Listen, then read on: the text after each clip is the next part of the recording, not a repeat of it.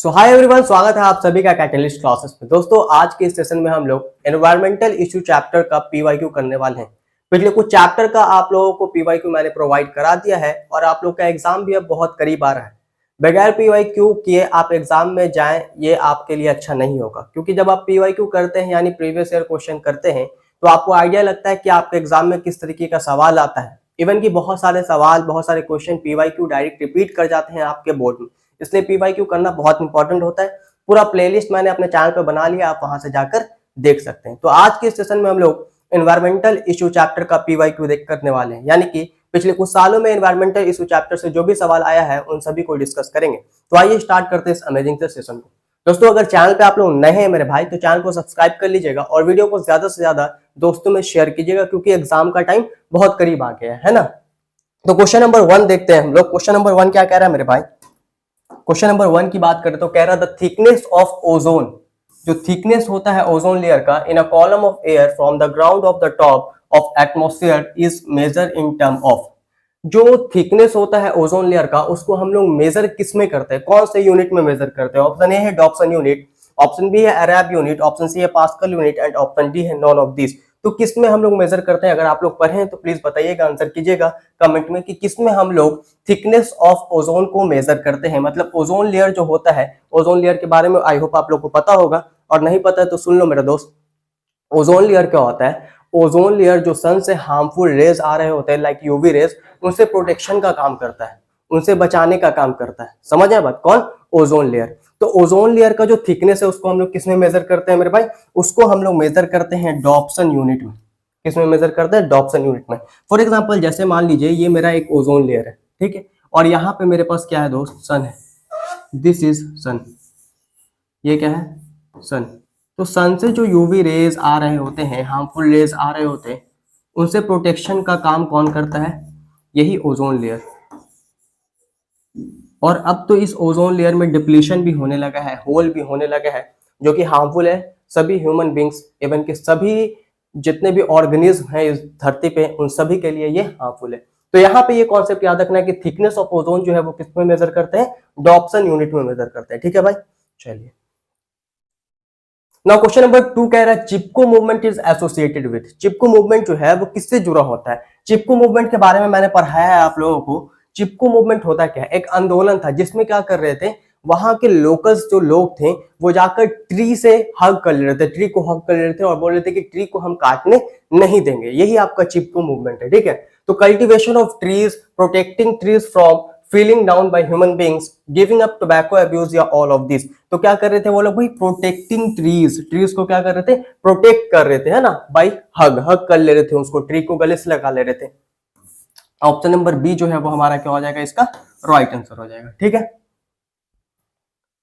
Now question number 3 कह रहा है which of the following is not the reason for global warming. आपको बताना है कि इसमें से कौन ग्लोबल वार्मिंग का रीजन नहीं है, कारण नहीं है। ऑप्शन ए में कहा है use of fossil fuel, fossil fuel का इस्तेमाल करता। ऑप्शन बी कह रहा है डिफोरेस्टेशन, सी में है पॉपुलेशन एक्सप्लोजन और डी में है improvement in the efficiency of energy use. तो देखो फॉसिल फ्यूल का अगर इस्तेमाल करते हैं तो भाई ग्लोबल वार्मिंग होगा। ग्लोबल वार्मिंग क्या होता है? लगातार अर्थ के ऊपर जो टेम्परेचर इंक्रीज हुआ रहता है, बढ़ा रहता है, उसी को हम लोग ग्लोबल वार्मिंग कहते हैं, ठीक है। तो ग्लोबल वार्मिंग का कारण कौन नहीं है? Use of fossil fuel, deforestation, population explosion या improvement in the efficiency of energy use. तो देखो सभी जगह आंसर जो है ना वो डिफोरेस्टेशन दिया है, लेकिन अगर हम लोग बहुत अच्छे तरीके से सोचने का कोशिश करें तो डिफोरेस्टेशन भी कारण है ग्लोबल वार्मिंग का, डिफोरेस्टेशन भी ग्लोबल वार्मिंग का कारण है, लेकिन इन सब में सबसे बेटर ऑप्शन आपका डिफोरेस्टेशन है, ठीक है, क्योंकि ये सब ज्यादा रिस्पॉन्सिबल है। Use of fossil fuel, population explosion, population बढ़ेगा, एसी लगेगा, है ना, एसी लगेगा आपका, फिर उसके बाद आपका बहुत सारा चीजें, एसी से गर्मी बढ़ता है, हार्मफुल गैस निकलते हैं ना। तो अब बोलोगे एसी तो लगता है तो भैया ठंडा होता है, तो रूम ठंडा होता है, बाहर का एनवायरमेंट खराब होता है, ठीक है। पॉपुलेशन एक्सप्लोजन होगा तो बहुत सारे फैसिलिटीज, और ये बहुत कारण हो सकता है। Improvement in the efficiency of energy use, तो डिफोरेस्टेशन जो है इसका राइट आंसर जाता है, ठीक है। लेकिन इसका एक बार आंसर देख लोगे, क्यों? क्योंकि डिफोरेस्टेशन भी कहीं ना कहीं ग्लोबल वार्मिंग कर रहा है। क्यों भाई? क्योंकि ग्लोबल वार्मिंग का मतलब क्या बताया मैंने? Green house effects. पढ़े हो गए आप लोग ग्रीन हाउस इफेक्ट्स? नहीं पढ़े? तो सुनो क्या होता है। ग्रीन हाउस गैसेस जो होते हैं लाइक कार्बन डाइऑक्साइड, ये सब है ना, कार्बन डाइऑक्साइड हो गया तुम्हारा, CO2 हो गया, फिर मीथेन हो गया, CH4 हो गया, ये सब तुम्हारे ग्रीन हाउस गैसेस होते हैं, ठीक है, क्लोरोफ्लोरोकार्बन। तो ये ग्रीन हाउस गैसेस क्या करते हैं मेरे भाई, ये CO2 CH4 जो है ये क्या करते हैं, जो हीट आता है सनलाइट से उसको ट्रैप करके रखते हैं, पकड़ के रखते हैं। तो जब वो हीट को ट्रैप करके रखेंगे, पकड़ के रखेंगे, इसी फेनोमेना को हम लोग ग्रीन हाउस इफेक्ट कहते हैं, ठीक है, क्या कहते हैं, ग्रीन हाउस इफेक्ट कहते हैं। तो जितना ज्यादा हीट ट्रैप होगा उतना ज्यादा गर्मी बढ़ेगा, और उसी को तो ग्लोबल वार्मिंग कह रहे हैं। तो ट्री अगर कम रहेगा, मान लो डिफोरेस्टेशन कर रहे हैं यानी रिमूवल ऑफ ट्री, तो ट्री कम रहेगा तो कार्बन डाइऑक्साइड का अमाउंट एटमॉस्फेयर में बढ़ेगा। अगर कार्बन डाइऑक्साइड का अमाउंट एटमॉस्फेयर में पड़ रहा तो हीट ज्यादा ट्रैप होगा, हीट ज्यादा ट्रैप होगा तो गर्मी ज्यादा होगा, गर्मी ज्यादा होगा। क्लियर है बात, क्लियर है बात। तो कहीं ना कहीं डिफोरेस्टेशन भी कारण है, इसलिए इसको देख लेना एक बार बढ़िया से, ठीक है। वैसे जो आंसर आ रहा है वो हर जगह से डिफोरेस्टेशन ही आ रहा है, मैंने 3-4 जगह चेक किया क्योंकि हमको डाउट था।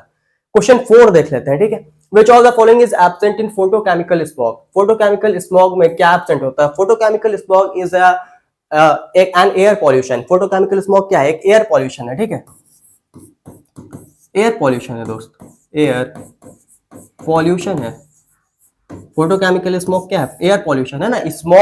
स्मोक और इसके मिलने से बनता है, किसके मिलने से भाई, स्मोक प्लस फॉग, है ना। तो क्या कह रहा है भाई कि कौन एब्सेंट होता है, तो कार्बन डाइऑक्साइड जो है इसमें एब्सेंट होता है। ऑप्शन नंबर डी आपका राइट आंसर हो जाएगा, ठीक है। कार्बन डाइऑक्साइड आपका फोटोकेमिकल स्मॉग में नहीं होता है, एब्सेंट होता है। Which of the following is not a green house gas? आपको बताना है कि इसमें से ग्रीन हाउस गैस कौन नहीं है। क्या बताना मेरे भाई, आपको बताना है कि इसमें से ग्रीन हाउस गैस कौन नहीं है। मीथेन, क्लोरोफ्लोरोकार्बन, कार्बन डाइऑक्साइड या नाइट्रोजन।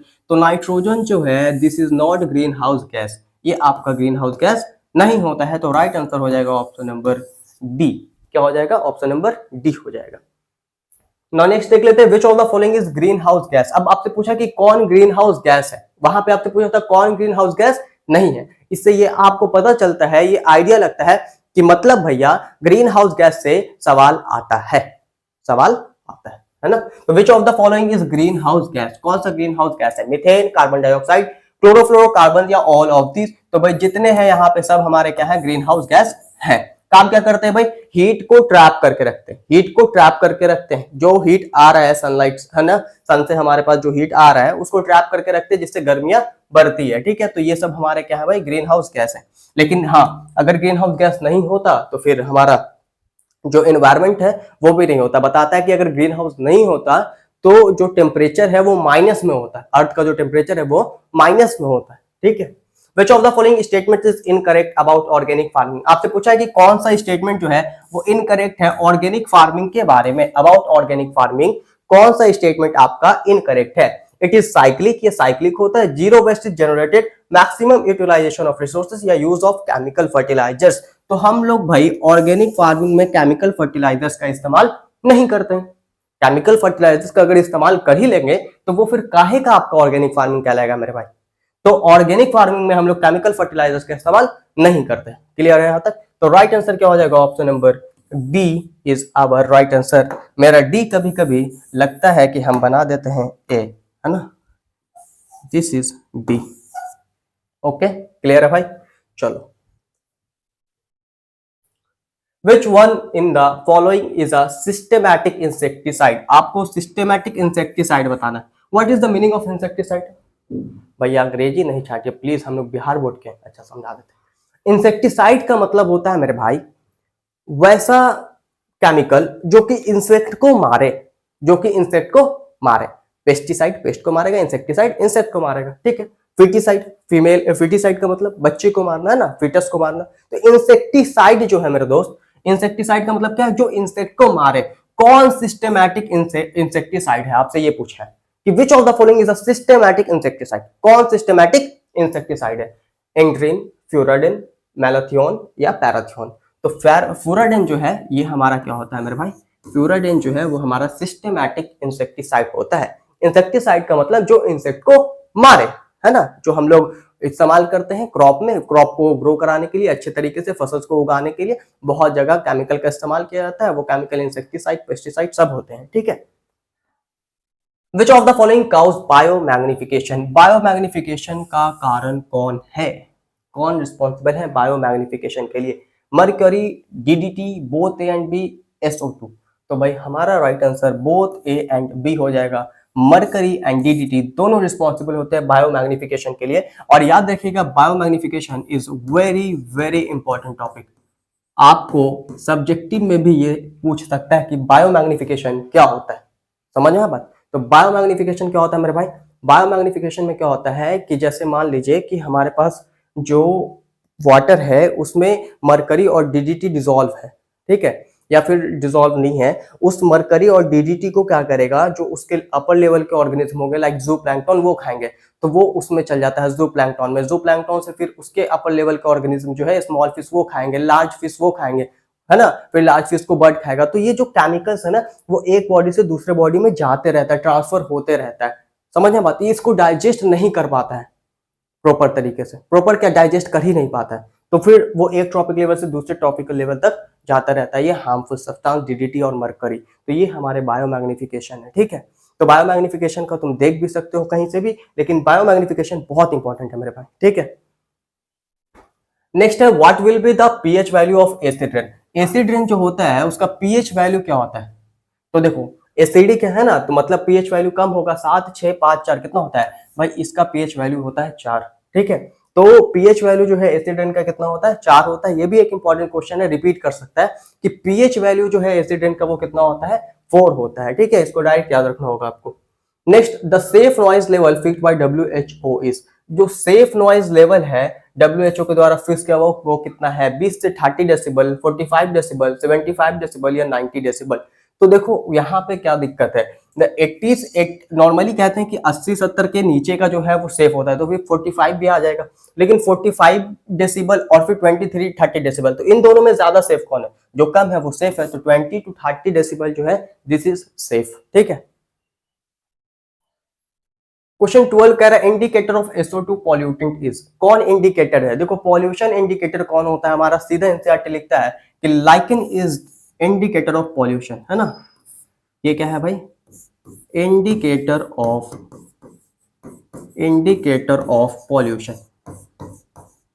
जहां पे पॉल्यूशन होगा, जहां पे क्या होगा?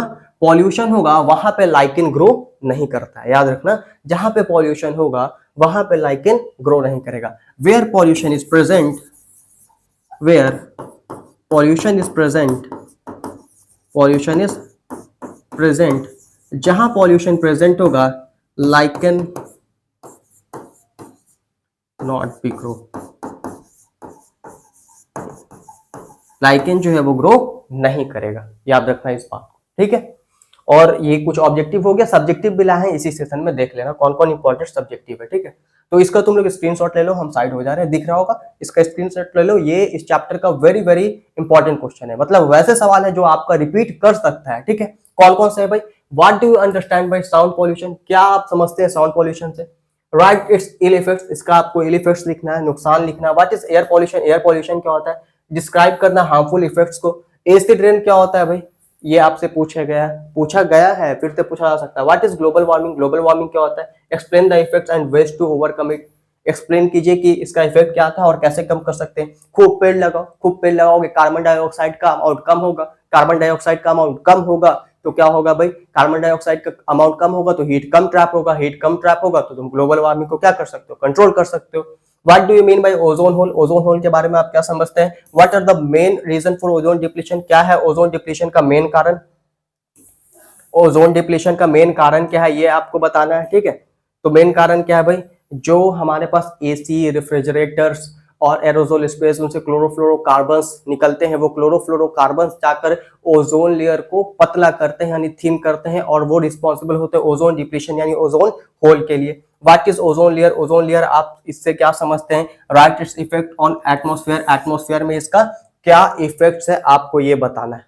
तो ये कुछ इंपॉर्टेंट सब्जेक्टिव हैं इस चैप्टर के, इसको आप इस स्क्रीनशॉट ले लीजिए या फिर अपने कॉपी में नोट कर लीजिए, ठीक है। इससे क्या होगा मेरे भाई कि आपको आइडिया लग जाएगा कि किस तरीके के सवाल इस चैप्टर से आते हैं, उस टॉपिक को आप लोग अच्छे से प्रैक्टिस कर पाइएगा, ठीक है। तो यहां तक अगर सेशन अच्छा लगा हो तो ज्यादा से ज्यादा दोस्तों में शेयर करना है। थैंक यू, धन्यवाद।